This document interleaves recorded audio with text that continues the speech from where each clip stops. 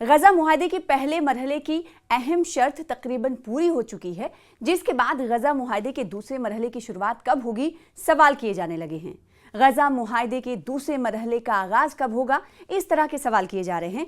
और इस ज़िम्न में अमरीकी ओहदेदारान ने बता दिया है कि गजा मुआहदे के दूसरे मरहले का आगाज कब होगा। जी हाँ, एक अहम पेशरफ्त हुई है। जो सवाल किया जा रहा था उस पर अब अमरीकी ओहदेदारान की तरफ से बड़ी निशानदेही की गई है, बड़ी तस्दीक की गई है कि गजा मुआहदे के दूसरे मरहले का आगाज कब होगा। ये किसने बताया है? अमरीकी ओहदेदारान ने बताया। और क्या बताया है आपको बताएंगे। अमरीकी हुकाम के मुताबिक सदर डोनाल्ड ट्रंप क्रिसमस से कबल गजा की पट्टी में अमन अमल को दूसरे मरहले में ले जाने और नए हुकूमती ढांचे का ऐलान करने वाले हैं। दो सीनियर अमरीकी हुकाम एक मगरबी ज़राए ने बताया है कि गजा के लिए बैनुल-अक़वामी फोर्स और नया हुकूमती ढांचा तकरीबन तैयार है और इसे आइंदा 2 से 3 हफ्तों में जाहिर किए जाने का भी इम्कान है। मगरबी ज़राए के मुताबिक तमाम उमूर तेज़ी से आगे बढ़ रहे हैं और हदफ ये है कि क्रिसमस की तातीलात से पहले इन मंसूबे का ऐलान भी कर दिया जाए। दूसरे मरहले में इसराइल का मज़ीद इनखला, गजा में इस्तेहकाम के लिए बैनुल-अक़वामी फ़ोर्स की तैनाती और नए हुकूमती ढांचे का काम का आगाज़ शामिल है। इसमें अमन कौंसिल की क़यादत ट्रंप करेंगे। अक़वाम मुत्तहिदा की सलामती कौंसिल पहले ही बैनुल-अक़वामी फ़ोर्स और अमन कौंसिल दोनों की मंजूरी दे चुकी है। अमन कौंसिल के तहत एक बैनुल-अक़वामी एग्जीक्यूटिव बॉडी तश्कील दी जाएगी, जिसमें साबिक़ बरतानवी वज़ीर आज़म टोनी ब्लेयर, ट्रंप के 2 मुशीर जिनका नाम जेरेड कुशन्स और स्टीव विटकॉफ है और दिगर ममालिक के सीनियर नुमाइंदे कहा जा रहा है कि इसमें शामिल होंगे। गजा के लिए नई फ़लस्तीनी हुकूमत में टेक्नोक्रेट वुज़रा होंगे जो एग्जीक्यूटिव बॉडी के मातहत काम करेगी। मुजव्वज़ा हुकूमत में 12 से 15 ऐसे फ़लस्तीनी शामिल होंगे जिन्हें इंतज़ामी और तिजारती तजुर्बा हो और जो हमास और फ़तह समेत किसी फ़लस्तीनी जमात से ताल्लुक़ ना रखते हों। इब्तदाई फहरिस्त में 25 नाम शामिल थे, जिनमें से निस्फ को खारिज कर दिया गया। कुछ उम्मीदवार गजा में रहते हैं जबकि चंद बाहर से वापस आएंगे। तो बैनुल-अक़वामी फ़ोर्स गजा के उस हिस्से में तैनात की जाएगी जहां इस वक्त इसराइली फ़ौज मौजूद है, जिसके बाद इसराइल मज़ीद इनखला करेगा।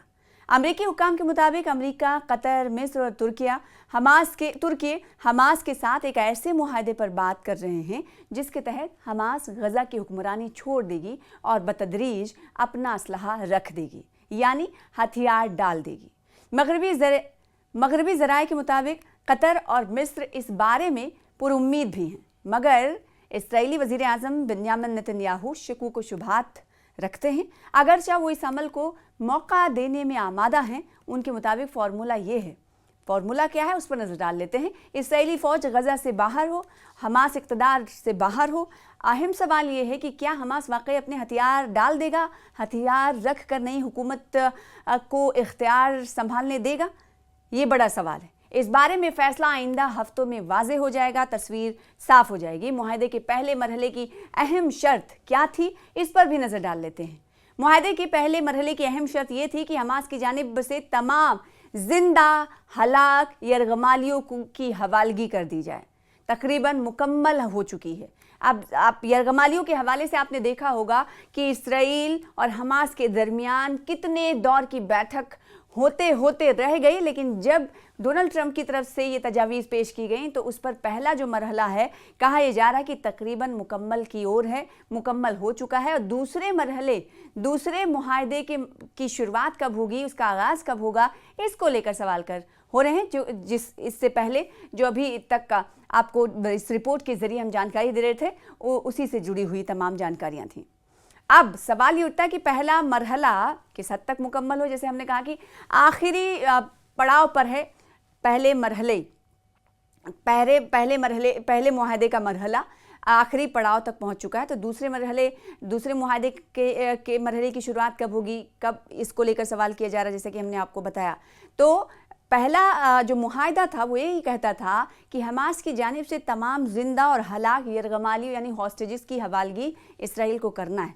तो इसी ज़िम्न में आपने देखा होगा पिछले दिनों कि जब पहले मुआहदे पर अमल दरामद शुरू हुआ था, उसके बाद से ही इसराइली हॉस्टेजेस चाहे ज़िंदा हो या हलाक या मुर्दा, उनके बाक़ियात को इसराइल के हवाले کیا جانے لگا تھا اور یہ عمل جاری ہے، آخری پڑاؤ پر پہنچا ہے۔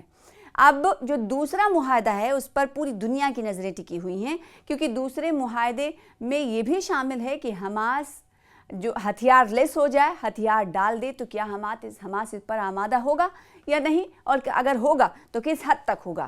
کیا دکھانے کے لیے کچھ اور ہوگا اور بتانے کے لیے کچھ اور ہوگا؟ کیا ایسی بھی گنجائش کی جا سکتی ہے؟ یہ کئی اہم سوال ہیں حماس کو لے کر، اور یہ بھی سوال سے زیادہ حیرانی بھی کہ کیا دوسرے معاہدے کے تحت حماس کی جانب سے عمل کیا جائے گا، کیونکہ حماس کو بالکل ایک طرح سے یہ معاہدے کے تحت کہا گیا ہے کہ حماس بالکل ہتھیار ڈال دے، ہتھیار چھوڑ دے، ہتھیار رکھ دے۔ تو کیا حماس اس پر مکمل طور پر، کیا لگتا ہے کہ اس پر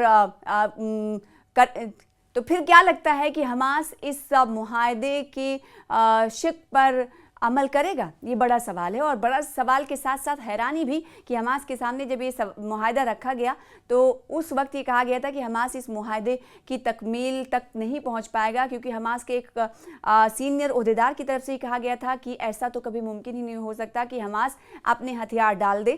اب یہ سوال اٹھتا ہے کہ جب حامی بھر دی ہے تو اسے پورا کیسے کیا جائے گا، اس پہ عمل کیسے حماس کرے گا؟ یہ کہیں نہ کہیں حیران کن بات بھی ہے، اور لوگوں کی نظر بھی اس پر بنی ہوئی ہے۔ اور پہلا جو معاہدہ تھا اس کے تحت حماس کی جانب سے تمام زندہ اور ہلاک یرغمالیوں یعنی ہاسٹیجز کو، جنہیں حماس نے اس وقت یرغمال بنا کے رکھا ہے، چاہے پھر وہ حیات ہوں، زندہ ہوں، یا پھر ان کے باقیات ہوں، اسرائیل کو سونپے جا رہے ہیں۔ سونپے جانے کی کڑیاں آپ نے خبریں سنی ہوں گی اور تصویریں دیکھی ہوں گی۔ اب سوال یہ اٹھتا ہے کہ یہ جو اہم معاہدہ ہے یہ تو پہلا پورا ہو گیا، کیا اسی طرح سے دوسرے معاہدے کی تکمیل پائی جائے گی؟ یہ دیکھنا لازمی ہوگا، اور اس خبر پر، اس معاہدے کے حوالے سے پوری دنیا کی نظر بنی ہوئی ہے۔ تو پہلے معاہدے کا ذکر ہم کر رہے تھے، جس کے لیے ہم نے دیکھا کہ اسرائیل میں کئی مرتبہ احتجاج ہوا، ملک گیر احتجاج ہوا، پورے ملک کو شٹ ڈاؤن کر دیا گیا، نتنیاہو کے خلاف احتجاج ہوا۔ عوام نے کہا کہ اگر آپ حماس کے خلاف اس طرح کے قدم اٹھائیں گے تو حماس کے قبضے میں ہمارے ہاسٹیجز کی جان کو خطرہ لاحق ہوگا۔ لیکن یہ جو معاہدہ تھا کہیں نہ کہیں جو ہاسٹیجز تھے ان کے گھر والوں کے لیے ایک سکون بھری خبر لے کر آیا، اور ایک کہا جا سکتا ہے خوشیوں کا موقع لے کر آیا، جو ان کے یرغمالیوں کو واپس لوٹا رہا ہے حماس۔ صرف اور صرف کچھ لوگوں کی اب واپسی بتایا جا رہا ہے کہ باقی ہے۔ تو تقریباً کہا جا سکتا ہے حوالگی مکمل ہو چکی ہے، اب صرف ایک اسرائیلی قیدی کی باقیات کی واپسی کا معاملہ باقی ہے، جس پر جمعرات کو اسرائیلی وفد نے مصری اور قطری ثالثوں سے بات بھی کی تھی۔